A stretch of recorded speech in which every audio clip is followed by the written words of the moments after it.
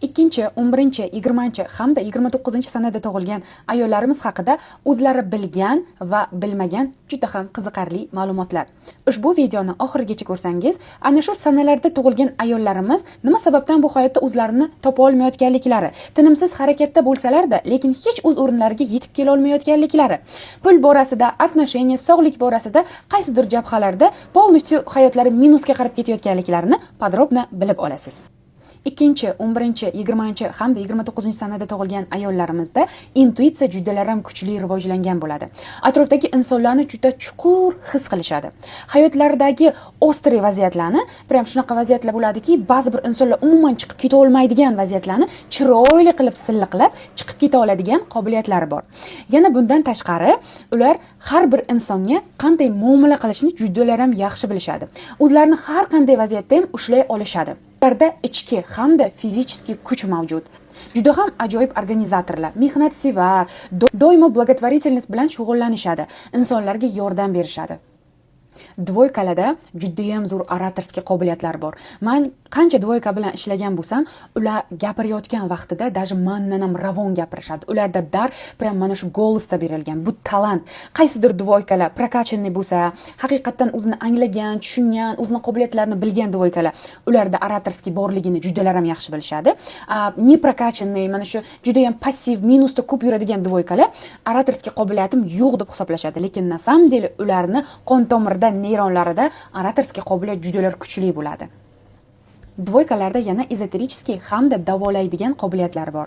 Shu joygacha sizlar bilan dvoykalarni pluslarini ko'rib chiqdik. Kelaylikni minuslarni ham ko'rib chiqamiz. Minuslar deganda nimani tushunishingizda istagan bo'lardim. Minuslari bu dvoykalarni agarda siz o'zingiz istagan hayotda yashay olmayotgan bo'lsangiz, o'zingizni qalb kasbingizni izlayapsiz-u, lekin hech topa olmayapsizmi? Значит, sizda minuslar judalar ham ko'p. Dvoykalarning minuslar, ular juda ham achchiqchi, boshqalarni обсуждать qiladigan, g'iybat qiladigan, birovlarning ortidan gapiradigan mana shunaqa kачестволari bor. Bu kачестволар ularni silna minusga qarab olib ketishadi.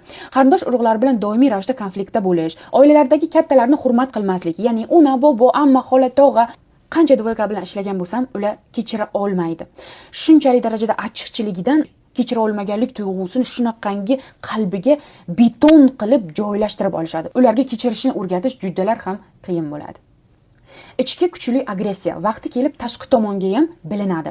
Doimiy ichki kurashda bo'lish, qanaqadir bir o'zi bilan o'zi doimiy urushaveradi. Mana bu narsa ham ularni silna minusga qarab olib ketadi. Energiyasini slivat qilib, полностью uni charchatib tashlaydi.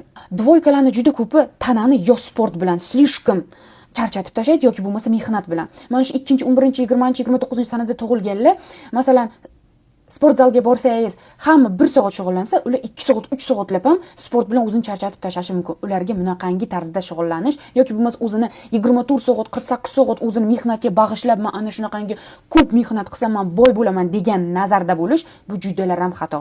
Doimiy ravishda skritay bo'lish, ya'ni insonlarga ochila olmaslik, ishonmaslik. Dvoykalarda bilasizlarmi? Bu gapim ko'pchilik yoqmasligi mumkin, lekin bu asal haqiqat, onalikdan отказ qilishadi. Bolali bo'lishdan осознанно voz kechishadi. Ko'pchilik mana shu yillab farzandi bo'lmayotgan ayollarimizni o'rganib chiqishganida olimlar, ko'pchiligi mana shu 2, 11, 20 hamda 29-sanada tug'ilgan ayollar bo'lishadi. Chunki ular haqiqatdan осознанно onalikdan voz kechishadi. Ana endi esa 2, 11, 20, 29-sanada tug'ilgan ayollarimizga qanaqangi maslahatlarim?